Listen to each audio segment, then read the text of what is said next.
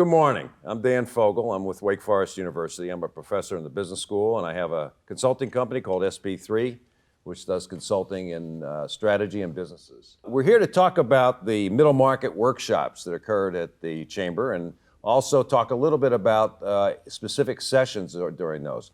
There were 3 sessions. The first session was on the workforce, the future of the workforce, the current challenges with the workforce. The second workshop was on enterprise planning, enterprise resource planning, and the third one was going global. Now, these workshops are aimed at middle market companies. So there's some specific challenges that those companies face that maybe very small companies and larger ones do not. To help us go through these workshops and understand a little bit about what was covered, Tana Green's here, and I'm going to ask each of these people to introduce themselves in a minute. Tana Green, and then Jonathan Such. So could you introduce yourself, Tana? Sure. I am Tana Green, and I am the founder and CEO of My Work Choice. Excellent. So my name is Jonathan Such. I'm president of Advanced Superabrasives, a manufacturer of grinding wheels. Excellent. Thank you. So I'd like to start with the workforce, if we could. Yes. And talk about that. And so what's the main challenge that middle market companies face? Well, I think we have several factors that we're dealing with now. One is a 3.5% unemployment rate. Mm-hmm. And then the second thing is the mindset of the worker. And the third thing is what technology is bringing to the workforce. All 3 of those combined have created almost a perfect storm of companies scrambling to try to figure out how to change to meet the needs of what these workers are looking for.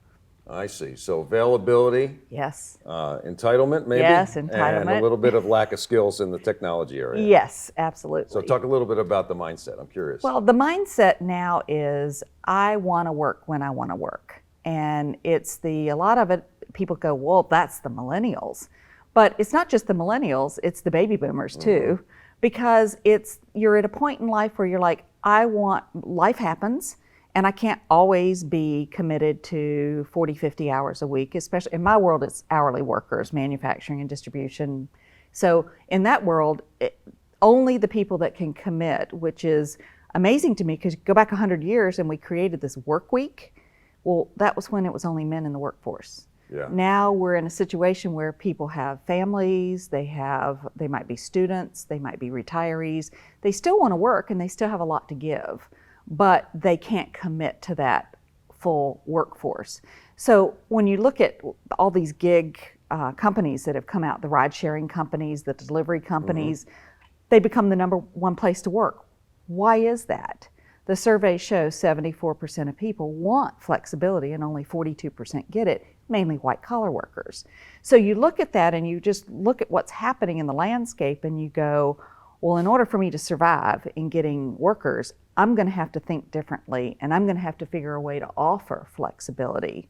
When you look at the workforce now, we're short about 700,000 jobs aren't being filled. You're feeling it. Oh, yeah. And so you say to yourself, well, there's 1.1 million people that aren't looking, that want to work, but they're not looking because they can't commit to that time. Yeah. So they're called sideline workers. And when you look at the reports over the last 4 months, 205,000 new jobs were created. 74% of those came from sideline workers. No. What does that tell you? It tells you we've got to change. Technology is allowing us to change that. It's allowing us to push out schedules and let people choose what they want to do. And adopting that in an hourly workforce is really where it's going. So you see this too in your business? Oh, absolutely. I mean, you see it across the board. Everybody wants to have that flex schedule because they have so many things going on. Mm-hmm. And it also allows for more education. It also helps us as a business to allow them to take educational classes that maybe aren't available, after hours, what we would call our 9 to 5 work week. Yes. So it's very beneficial for us if we can have that flexibility as well. Yeah. Huh. So in your case, in the workshop that you had, you talked a lot about going global. And so you have a middle market company. You would classify your company Correct. as that. Tell us a little bit about what your company does and then what the challenges are going global. So we manufacture grinding wheels for every kind of sector, whether it's aerospace, automotive, medical. And what's different about us is we're in 28 countries around the world. And so we're not just a US based company, we're global. I mean, we're all over the place. And we have supply chains also outside of the US. So we're very affected by what happens in global markets, whether it's tariffs, free trade agreements, whether there's strikes, whether there's economic downturn in certain parts of the world, that all affects us as a company. So it's exciting, but it's also difficult at the same time. So do you deal with each country separately, or do you tend to have a global strategy? How do you handle that? Well, it depends on which part of the world. Some parts of the world you can do it as a package deal like the EU, but in a lot of cases when you're dealing with South America or Asia, you have to handle each country individually. I see. Because the cultures are different, what they're looking for is different. Yeah, so just, I think just last week, right, or just a couple days ago, we passed the kind of counterpart now to NAFTA, right? And, Correct. USMCA is now fully going, and they signed the protocols of amendments yesterday in Mexico City, Right. so that's extremely important for us moving forward. Why is it important for you? Canada and Mexico is our two largest partners for the U.S. and for our company as well. Canada's So I actually get number that, one. but what's this do for you? Well, it actually has more protections. It has things in it that weren't around during NAFTA, especially with digital media and internet, e-commerce, stuff like that. None of that was even around when NAFTA was formed. Right, right. So it updates it basically. Absolutely. Yeah, good. Do you deal with international workforce? Not yet, but we will be. With this happening, it's going to create even more jobs. Yeah. So we're going to have even more of a challenge. Yes. Right.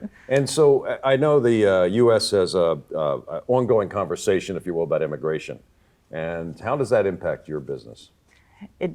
We do E-Verify on everybody around the country. We're in 8 states now, and it's just something we do. So it doesn't affect us in any way But is there a lower flow of immigrants coming in, therefore it's more challenging? if they can't pass the E-Verify, they wouldn't come into my wouldn't come in. workforce, so I wouldn't really be able to answer. How about in your case? Do you work with immigrants? And also, how do you handle this global workforce? Do you move them around, or? Yeah, so we do. We have some offices overseas where we move people around from the U.S., but the immigration situation for us is very difficult. It's very difficult to bring somebody over from Right. another country unless it's like an Yeah. EU or something like Right. that. So that has hurt our business a lot, especially in places like Brazil, where it's very hard to get somebody from Brazil to come to the U.S. for the proper Yes. training to go back to Brazil to actually sell our products. Right, right. Yeah, interesting. The third panel that we dealt with was on enterprise planning, and the idea there being that you have this centralized, if you will, or you have a system by which you put data in and analyze the data, connect people, and things of that sort. And from my knowledge, the two biggest challenges, one is getting people to use it right. Put good data in, understand how to use it. The interoperability, in other words, getting everything to work together. Do you have challenges in your company with enterprise? Yeah, absolutely. planning? I mean, we have a new ERP system, and it's very difficult to get people to put the right data in, to know what the right data that we're looking for, because we can't run our reports and focus our company on things if we don't have that right data. Yeah, yeah. How about yourself? Do you have any challenges in this area? It's always the same. It's getting people to adopt in every way of life is what you deal with, is getting them to change. Yeah. So these topics, this going global, the workforce, the enterprise planning, are really important to middle market companies. I'm curious. One of the challenges is financing, always, to go to the next step. Tell me a little bit about that in terms of your business. How do you finance your business, and how do you push it to the next level? Or is that a challenge at all? Well, after 32 years, I pretty much fund it. So So you do a lot of self-funding. a Yeah, lot yeah. of self-funding, Yeah, yes. I see. How about your business? Well, What's we it? used to do self-funding, but we're having explosive growth right now across multiple sectors. So it's difficult. It's challenging sometimes to find the right partners that can do the right things that you're looking for. It's not a easy task to find groups that are educated enough to deal with a company that is global. I see. Interesting. So fantastic. Yeah, good. So I have one more question for each of you. So you're 15 years out now. Okay. What do you see for your business? Well, I see that we're definitely changing the contingent landscape of contingent workers, and that it's bringing more choice and dignity to the worker, and it's bringing results to the client. And we are definitely going to change the way the landscape is we are pioneers in what we're doing. Excellent. So very excited about that. Excellent. Yes. So in our business, we're looking at being in 60 to 100 countries in the next 15 years. Wow. And to have real presence in countries that we wouldn't even dreamt of today. Yeah. And growing in revenue by at least 3 to 4 times what we're having today in 15 years. I got to tell you, this is gold for me because I work in a university environment, and our responsibility is to produce workers for the future. Yes. And I think we got some changes to do in that respect. Well, Yes. thank you so much, Tana and Jonathan. I appreciate it. Hey, I'm Janet LeVar, and I'm the President and CEO of the Charlotte Regional Business Alliance. We are super thrilled to be supporting the growth of our middle market companies because we know that existing job growth comes from that segment of our businesses. We look forward to supporting you in 2020, and let's go forward with a strong partnership.